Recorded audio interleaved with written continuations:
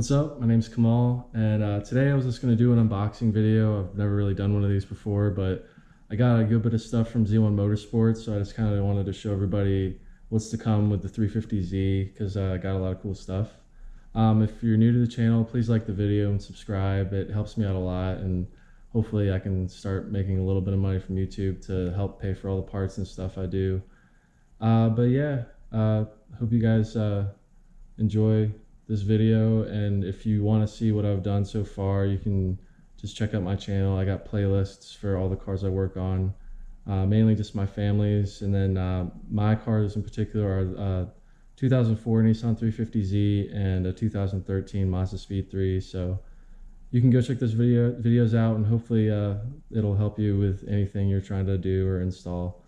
So yeah, let me check out the parts with you guys. So the first thing here, I actually got this a little while ago. It's a intake plenum spacer. So it comes with a new gasket, as you can see. And then here's the spacer, and then it comes with new hardware and stuff. I didn't install this yet because as long as you know that people have complaints about their engines consuming oil. And a lot of it, I guess, has to do with the PCV valve over here in this tube going to the intake manifold. I guess people say that, you know, oil gets through and just ends up burning in the combustion chamber. But personally, I've never had an issue with that. Mine's just a normal VQ35DE. And I know that the HR motor as well doesn't really have issues with burning oil. What I've read is it's mainly the VQ35DE Rev Up edition, I guess, that had the main issue. So when I do that install, I'll probably just replace the PCV valve to just make sure it's working properly. I know people do like oil catch cans and stuff to prevent that, but honestly, I've never had an issue. I change the oil every 5,000 miles and it's never really low. I never have to add any really. And I do drive the car pretty hard, so as far as that, I'm not too worried about it. But honestly, when I open it up and look at everything inside, if I see that it's coated with oil in there, then I might want to do something about it. So as far as this stuff, I haven't really looked at much of it yet.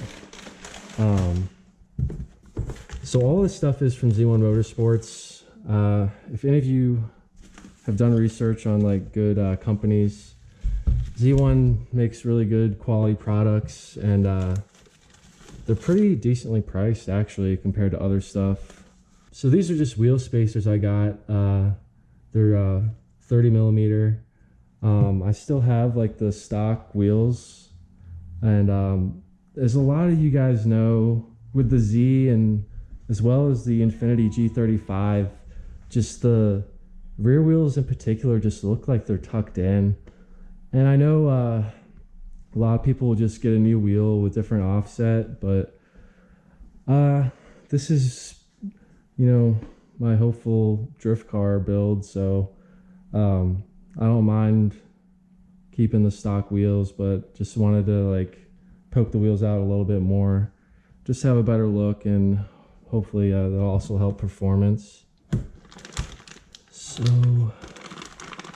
this looks like, yeah, this is the solid differential. I have solid differential bushings ordered, which I guess I'll be getting to here in a minute.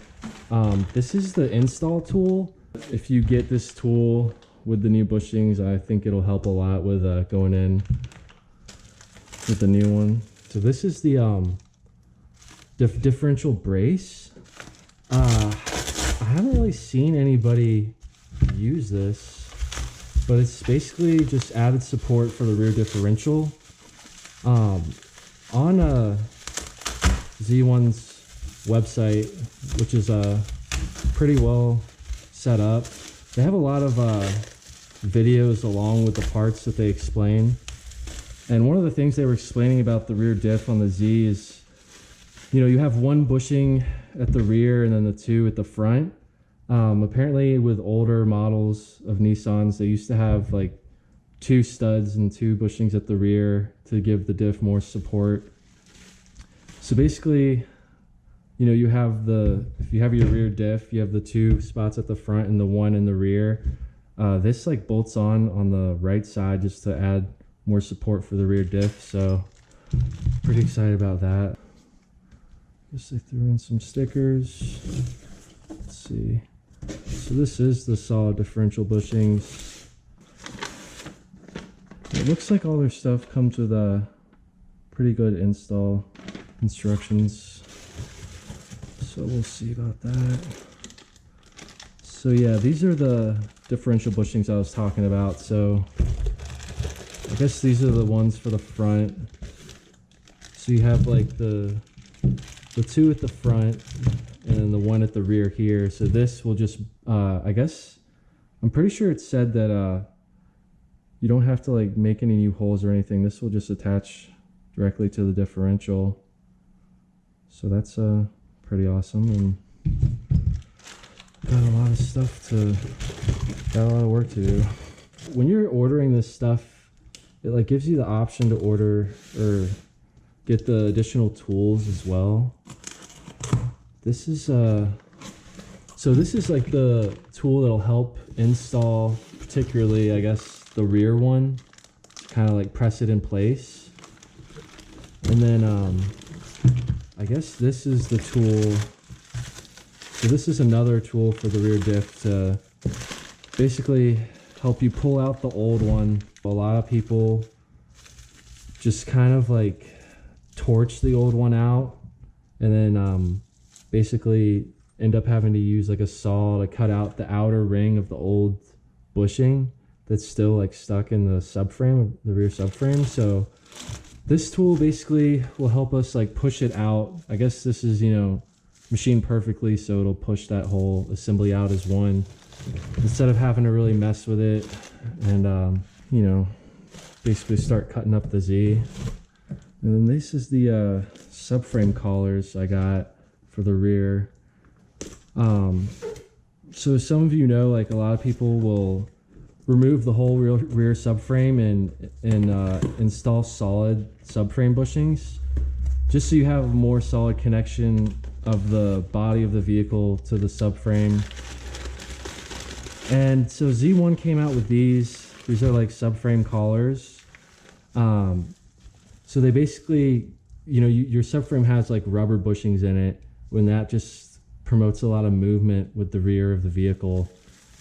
And instead of removing the whole rear subframe and pushing the old bushings out and putting new ones in, they have these collars that actually like slide in around the rubber bushings, the stock rubber subframe bushings. So the benefit of these is you don't have to remove the whole subframe. I think I'm gonna have to lower it and then just like press these in place in the rubber, stock rubber subframe bushings. So I've read that it makes a pretty big difference, even though it's, you know, not completely solid. It's still going to be pretty beneficial for the car. And this is the last thing I have. This is for the rear transmission mount of the Z. So on the Z, you know, you have obviously your motor mounts. That's like the one thing I'm leaving alone right now. And then underneath the car, basically back here at the rear of the transmission, underneath, you just have the stock rubber bushing, and this is just a more solid urethane bushing, which I know to like complete it all would be to do the motor mount bushings as well. But with just doing the rear transmission bushing, I mean, I guess we'll see if it really does change the feel of the shifter. Hopefully it does. I mean, I'm sure it will from what I've read. So yeah, I got a lot of stuff here. Pretty excited to get started on it. So thanks for watching. I'm pretty excited to get all these parts on the car, and it's really going to make a big difference. I know it's not really like performance as far as like the engine and increasing horsepower, but as far as like how the car will feel, just making everything more solid in the rear and of the vehicle in particular, I'm pretty sure it'll make a big difference. It's a lot of stuff to really tighten up the rear of the car, so I'm excited to see how big of a difference it makes. And just thanks for watching, guys. Please like and subscribe. Like I said earlier, helps me out a lot. And I'll see y'all soon. And just be doing a bunch of video series of all these installs. So subscribe so you can see the videos pop up on your feed. But thanks again, and I'll see you guys soon. Peace.